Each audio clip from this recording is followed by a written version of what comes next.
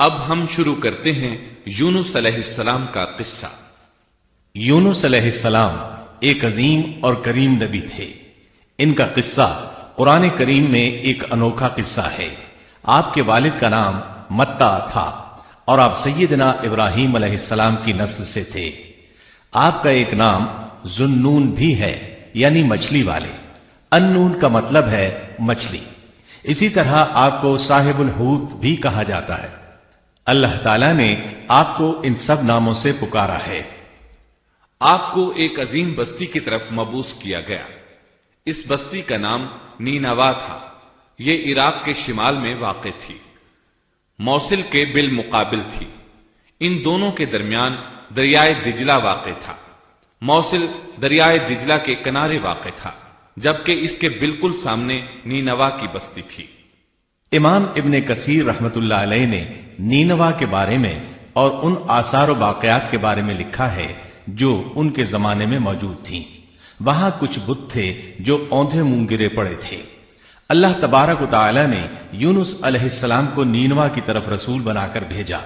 سورۃ الصافات آیت 139 میں ہے، اور بے شک یونس رسولوں میں سے تھے۔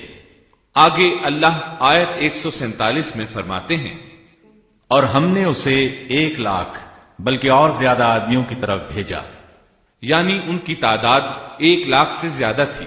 رہا یہ سوال کہ لاکھ سے کتنے زیادہ تھے، اکثر علماء کرام نے وضاحت کی ہے کہ وہ 1,00,000 سے قریباً 20,000 زیادہ تھے۔ اس طرح بستی والوں کی تعداد 1,20,000 تھی، اور یہ سب کے سب کفر پر تھے۔ یونس علیہ السلام انہیں سال ہر سال دعوت دیتے رہے، لیکن وہ اپنے کفر ہی پر ڈٹے رہے۔ پھر انہوں نے سیدنا یونس علیہ السلام پر ظلم و جبر شروع کر دیا، انہیں دھمکیاں دیں، مصائب و آلام سے دوچار کیا۔ مطلب یہ کہ جس طرح دوسرے انبیاء کرام کے ساتھ کیا گیا، ان کے ساتھ بھی وہی سلوک ہوا۔ آخر آپ نے اپنی قوم کو اللہ کے عذاب سے آگاہ کرتے ہوئے اعلان فرما دیا کہ فلاں دن تم پر عذاب آ جائے گا۔ پھر خود غصے کی حالت میں اس بستی سے نکل گئے، جبکہ اللہ تعالیٰ نے انہیں متعین دن کی مہلت دینے کی اجازت تو دی تھی، لیکن اس بستی سے نکل جانے کا حکم نہیں دیا تھا۔ جب آپ نے انہیں یہ مہلت سنائی تو خود غصے کی حالت میں بستی سے نکل گئے۔ سورہ انبیاء آیت 87 میں اللہ تعالیٰ فرماتے ہیں، مچھلی والے کو یاد کرو جبکہ وہ غصے سے چل دیا اور خیال کیا کہ ہم اسے نہ پکڑ سکیں گے۔ اس آیت کی تفسیر میں امام رازی رحمہ اللہ لکھتے ہیں، جس نے یہ گمان کیا کہ اللہ تعالیٰ اسے پکڑنے کی قدرت نہیں رکھتا، وہ آدمی کافر ہے۔ سیدنا امیر معاویہ رضی اللہ عنہ سے روایت ہے، انہوں نے سیدنا ابن عباس رضی اللہ عنہما سے کہا، آج رات قرآن کریم کی چند آیات کے معانی میں الجھ کر رہ گیا ہوں، مجھے کوئی راستہ سجھائی نہیں دے رہا کہ اس الجھن سے کس طرح نکلوں۔ مجھے بس آپ ایسے نظر آتے ہیں جو ان آیات کا مطلب بتا سکتے ہیں، کم از کم میں ان آیات کی تفسیر اور تعبیر نہیں سمجھ سکا۔ ابن عباس رضی اللہ عنہما نے پوچھا، وہ کون سی آیات ہیں؟ سیدنا امیر معاویہ رضی اللہ عنہ کہنے لگے، یونس علیہ السلام کا یہ خیال کرنا کہ اللہ تعالیٰ ان پر قدرت نہیں رکھتے۔ یہ سن کر سیدنا ابن عباس رضی اللہ عنہما نے فرمایا، اس سے مراد یہ نہیں، یہ لفظ قدر یہاں تنگی کے معنی میں آیا ہے، قدرت اور طاقت رکھنے کے معنی میں نہیں۔ اللہ تعالیٰ نے قدر بمعنی تنگی اور قدر بمعنی قدرت دونوں کا استعمال کیا ہے۔ تنگی کے معنی کی مثال سورۃ الطلاق آیت نمبر 7 میں ہے، اور جس پر اس کے رزق کی تنگی کی گئی ہو، اسے چاہیے کہ جو کچھ اللہ تعالیٰ نے اسے دے رکھا ہے اسی میں سے اپنی حیثیت کے مطابق دے۔ تو اس آیت میں بھی یہی معنی مراد ہے کہ انہوں نے گمان کر لیا ہم ان پر تنگی نہیں کریں گے، یعنی ان کا خیال یہ تھا کہ اگرچہ وہ اللہ تعالیٰ کی اجازت کے بغیر نکل کھڑے ہوئے ہیں، پھر بھی اللہ ان پر تنگی نہیں کریں گے، کیونکہ وہ اللہ کے ایک معزز نبی اور رسول ہیں، اور ان کی قوم کے لوگ اللہ کی گرفت اور اس کے عذاب کے مستحق ہیں۔ انہی پر اللہ کا عذاب نازل ہونے والا ہے۔ اس عذاب کی خبر انہیں پہلے ہی سنا دی گئی ہے اور مہلت دے دی گئی ہے، مگر وہ خود اگرچہ اللہ کی اجازت کے بغیر ہی چلے آئے ہیں، پھر بھی انہیں سرزنش نہیں کی جائے گی اور وہ کسی گرفت میں نہیں آئیں گے۔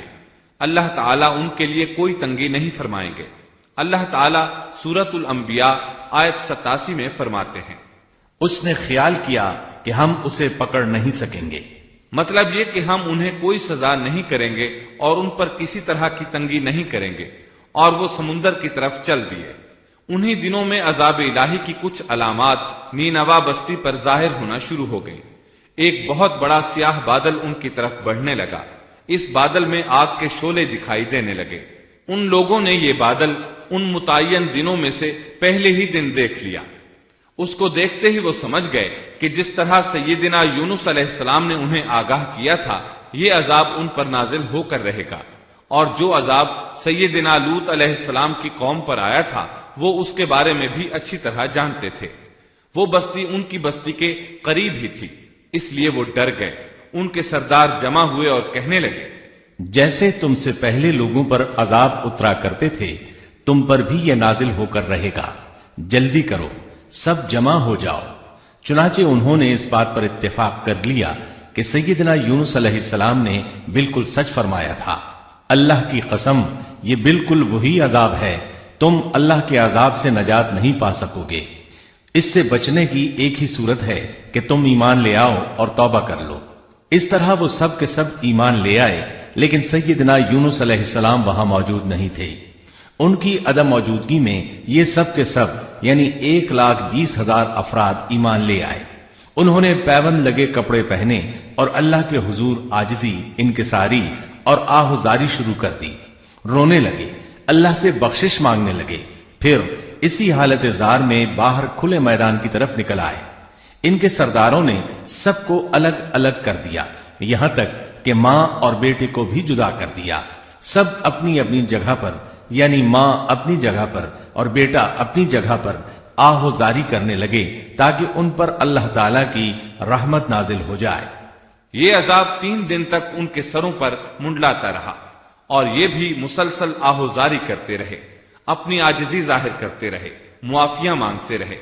آخر کار اللہ تعالیٰ نے ان پر رحم و کرم فرما دیا اور عذاب کو ان سے پھیر دیا۔ اللہ تعالیٰ سورہ یونس آیت 98 میں فرماتے ہیں، چنانچہ کوئی بستی ایمان نہ لائی کہ ایمان لانا اس کے لیے فائدہ مند ہوتا، سوائے یونس کی قوم کے۔ مطلب یہ کہ سابقہ امتوں میں سے کسی کے بارے میں یہ سننے میں نہیں آیا کہ پوری قوم ایمان لے آئی ہو۔ تمام بستیوں میں ایک بھی بستی ایسی نہیں تھی، بس ایک یونس علیہ السلام کی قوم ایمان لے آئی۔ اللہ تعالیٰ سورہ یونس آیت 98 میں فرماتے ہیں، جب وہ ایمان لے آئے تو ہم نے رسوائی کے عذاب کو دنیاوی زندگی میں ان پر سے ٹال دیا اور ان کو ایک وقت تک کے لیے زندگی سے فائدہ اٹھانے کا موقع دیا۔ مطلب یہ کہ ہم نے انہیں دنیاوی زندگی کا لطف اٹھانے کا موقع دیا۔ اب اس قوم پر قیامت کے دن تک عذاب نہیں اترے گا۔ علامہ ابن کثیر رحمت اللہ علیہ فرماتے ہیں، اس آیت کریمہ کا مفہوم یہ ہے کہ کسی بستی کے تمام باشندے کسی نبی پر کبھی ایمان نہیں لائے، یا تو سب نے کفر کیا یا پھر اکثر نے کفر کیا۔ لیکن یونس علیہ السلام کی قوم واحد ایسی قوم ہے جو تمام کی تمام عذاب الہی کے آثار دیکھ کر ایمان لے آئی۔ سابقہ ادوار میں جتنی بھی بستیاں گزری ان میں اہل ایمان کے ساتھ یا تو کفار رہے ہیں یا ان میں منافقین بھی رہے ہیں، سوائے یونس علیہ السلام کی قوم کے وہ سب کے سب کافر تھے، پھر سب کے سب ایمان لے آئے۔ یہ اللہ تعالیٰ کے عجائبات میں سے ہے اور اس کی قدرت اور رحمت کی نشانیوں میں سے ہے۔ اب دوسری طرف کی سنیے، یونس علیہ السلام کو کچھ معلوم نہیں تھا کہ ان کی قوم کے ساتھ کیا ہوا۔ آپ تو غصے کی حالت میں بستی سے نکل کر سمندر کی طرف چلے آئے تھے۔ آپ ایک کشتی کی طرف آئے، اس میں سواریاں اور ساز و سامان لگا ہوا تھا۔ اللہ تعالیٰ سورۃ الصافات آیت 140 میں فرماتے ہیں، جب وہ بھاگ کر بھری کشتی پر پہنچے، کشتی روانہ ہوئی، موجیں اٹھیں، سمندر میں طغیانی آئی، یوں لگتا تھا کہ بس ابھی غرق ہوئے۔ کہنے لگے، بوجھ ہلکا کرو، اپنا ساز و سامان سمندر میں پھینک دو۔ چنانچہ انہوں نے اپنا اپنا ساز و سامان سمندر میں پھینک دیا۔ اس طرح کشتی کچھ ہلکی ہو گئی، لیکن ضرورت کے مطابق ہلکی نہ ہو سکی۔ اب وہ کہنے لگے، کسی کو سمندر میں گرانا ضروری ہے تاکہ کشتی مزید ہلکی ہو جائے، ورنہ یہ ڈوب جائے گی۔ جلدی کرو، قرا ڈالو۔ جس کے نام کا قرا نکلتا جائے اسے سمندر میں گراتے جاؤ اور بار بار یہ عمل دہراتے جاؤ یہاں تک کہ کشتی ہلکی ہو جائے۔ چنانچہ قرا ڈالا گیا، سب سے پہلے یونس علیہ السلام کا نام نکلا۔ سب کہنے لگے نہیں، یہ تو ایسے نہیں ہیں، ان کے چہرے پر تو سجدوں کے نشانات ہیں، انہیں رہنے دو، پھر قرا ڈالو۔ چنانچہ پھر قرا ڈالا گیا، پھر انہی کا نام نکلا۔ سب نے تعجب کیا۔ تیسری مرتبہ پھر قرا ڈالا گیا، اس بار پھر یونس علیہ السلام ہی کا نام نکلا۔ اللہ تعالیٰ سورۃ الصافات آیت 141 میں فرماتے ہیں، پھر قرآن اندازی ہوئی تو یہ مغلوب ہو گئے۔ ہر بار انہی کا نام نکلا، آخر کار ان لوگوں نے انہیں پکڑ کر سمندر میں گرا دیا۔ تو پھر انہیں مچھلی نے نگل لیا۔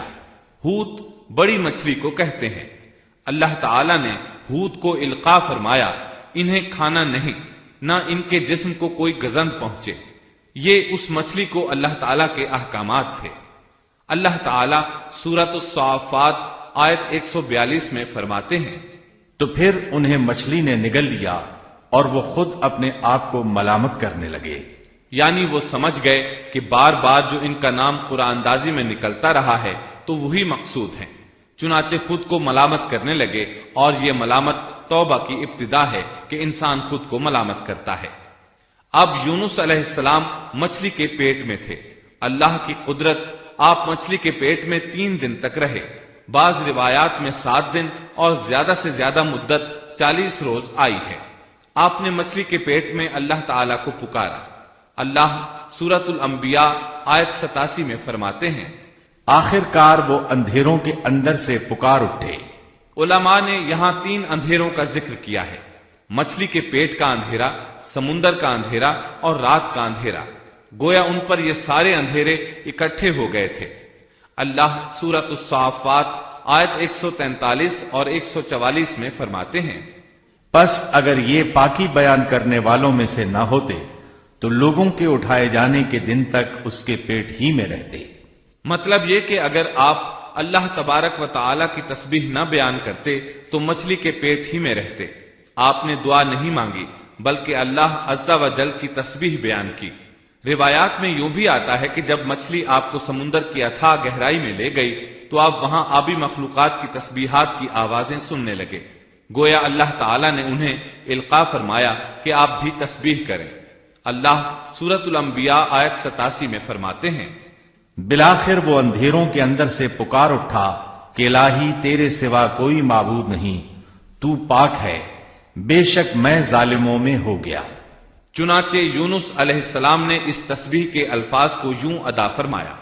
امام احمد، امام ترمذی، امام نسائی اور دیگر ائمہ رحمہم اللہ نے یہ حدیث نقل کی ہے کہ یونس علیہ السلام کی وہ دعا جو انہوں نے مچھلی کے پیٹ میں مانگی تھی وہ یہی ہے۔ جو بھی مسلمان یہ دعا اپنی کسی حاجت میں مانگے گا اللہ تعالیٰ اس کی دعا ضرور قبول فرمائے گا۔ یہ دعائے مستجاب ہے، مقبول دعاؤں میں سے ہے۔ اسی دعا کے بعد اللہ تعالیٰ نے یونس علیہ السلام کو اس پریشانی سے نجات عطا فرمائی۔ اللہ سورۃ الانبیاء آیت 88 میں فرماتے ہیں، تو ہم نے اس کی پکار سن لی اور اسے غم سے نجات دے دی، اور ہم ایمان والوں کو اسی طرح بچا لیا کرتے ہیں۔ ایک صحابی نے نبی کریم صلی اللہ علیہ وسلم سے پوچھا، اے اللہ کے رسول صلی اللہ علیہ وسلم، یونس علیہ السلام نے جو دعا مچھلی کے پیٹ میں مانگی کیا وہ صرف انہی کے لیے تھی یا ان کے بعد اہل ایمان کے لیے بھی ہے؟ تو آپ نے فرمایا، یہ دعا یونس علیہ السلام کے لیے خاص تھی اور سب اہل ایمان کے لیے عام ہے۔ کیا تم نے اللہ تعالیٰ کا یہ فرمان نہیں سنا؟ اور ہم ایمان والوں کو اسی طرح بچا لیا کرتے ہیں۔ جو بھی اس دعا کو پڑھے گا اللہ اسے رنج و غم سے نجات دیں گے۔ ایک قول کے مطابق تقریباً 40 روز آپ کی شب و روز یہی دعا رہی۔ اس مدت کے ختم ہونے پر اللہ تعالیٰ نے آپ کی دعا کو قبولیت بخشی۔ مچھلی ساحل پر پہنچی، انہیں کنارے پر ڈالا اور واپس چلی گئی۔ اس بات کو اللہ تعالیٰ نے سورۃ الصافات آیت 145 میں یوں بیان فرمایا ہے، بس اسے ہم نے چٹیل میدان میں ڈال دیا اور وہ اس وقت بیمار تھے۔ آپ وہاں اسی طرح لیٹے رہے۔ پھر اللہ کی قدرت سے آپ کے قریب ایک بیلدار درخت اگا، جیسا کہ سورۃ الصافات آیت 146 میں ہے۔ اور اس پر سایہ کرنے والا ایک بیلدار درخت ہم نے اگا دیا۔ اس کدو کے درخت کے متعلق مورخین کا کہنا ہے کہ اللہ تعالیٰ نے اس درخت کا انتخاب اس لیے فرمایا تھا کہ اس درخت کے پتے چوڑے ہوتے ہیں، ان کے سائے میں انہیں ڈھانپ دیا گیا تاکہ ہوا سے اذیت نہ پہنچے، اس لیے کہ ان کے جسم سے جلد اتر گئی تھی۔ پھر اس درخت سے خوشکن خوشبو بھی آتی تھی، اس خوشبو نے انہیں فرحت بخشی۔ پھر کدو کی خوشبو میں ایک خصوصیت یہ تھی کہ حشرات الارض کو دور رکھتی ہے۔ اللہ تعالیٰ نے انہی خصوصیات کی وجہ سے اس بیلدار درخت کا انتخاب فرمایا تھا تاکہ آپ ہر طرح کی تکلیف سے محفوظ رہیں۔ یہ ہے اللہ کی قدرت، سبحان اللہ۔ اسی طرح مفسرین یہ بھی کہتے ہیں کہ اللہ تعالیٰ نے ان کے پاس ایک پہاڑی بکری بھیج دی، وہ آپ کے قریب آتی اور آپ کے سر کے اوپر اپنی ٹانگیں پھیلائے کھڑی ہو جاتی، اس طرح اس کے تھن آپ کے منہ میں چلے آتے اور آپ ان سے خواہش کے مطابق دودھ پیتے۔ یہ تھا آپ کا کھانا اور پینا۔ رفتہ رفتہ آپ کی حالت بہتر ہو گئی، توانا اور تندرست ہو گئے، پھر آپ اٹھنے کے قابل ہو گئے، اور یہ سب اللہ تعالیٰ کی مہربانی سے ہوا۔ جب آپ کی صحت لوٹ آئی تو اللہ تعالیٰ نے آپ کو پھر آپ کی قوم کی طرف بھیجا، جیسا کہ سورۃ الصافات آیت 148 میں ہے۔ اور ہم نے اسے 1,00,000 بلکہ اور زیادہ آدمیوں کی طرف بھیجا، پس وہ ایمان لے آئے اور ہم نے انہیں ایک زمانے تک عیش و عشرت دی۔ وہ سب کے سب آپ پر ایمان لے آئے تھے۔ اللہ تعالیٰ نے اس قصے کے ذریعے نبی کریم صلی اللہ علیہ وسلم کو اشارہ فرمایا ہے کہ دعوت دیتے ہوئے اکتانا نہیں۔ اللہ سورۃ القلم آیت 48 میں فرماتے ہیں، اور مچھلی والے کی طرح نہ ہو جائیے۔ ان لوگوں کو دعوت حق دیتے رہیے، دیکھیے وہ سال ہر سال دعوت دیتے رہے لیکن اکتائے نہیں، ان سے مایوس نہیں ہوئے۔ ان کی پوری بستی میں سے ایک بھی ان پر ایمان نہیں لایا تھا، لیکن جب ان سے مایوس ہو گئے تو انہیں اللہ کے عذاب سے آگاہ کر دیا اور منہ پھیر کر چل دیے تو وہ سب کے سب ایمان لے آئے۔ اللہ تعالی سورۃ القصص آیت 56 میں فرماتے ہیں، آپ جسے چاہیں ہدایت نہیں دے سکتے، بلکہ اللہ تعالیٰ ہی جسے چاہتا ہے ہدایت دیتا ہے۔ اس قصے میں بہت بڑا سبق ہے کہ کسی بھی حالت میں اللہ کی رحمت سے مایوس نہیں ہونا چاہیے اور نہ ہدایت کے معاملے میں اپنی ذات پر بھروسہ کرنا چاہیے۔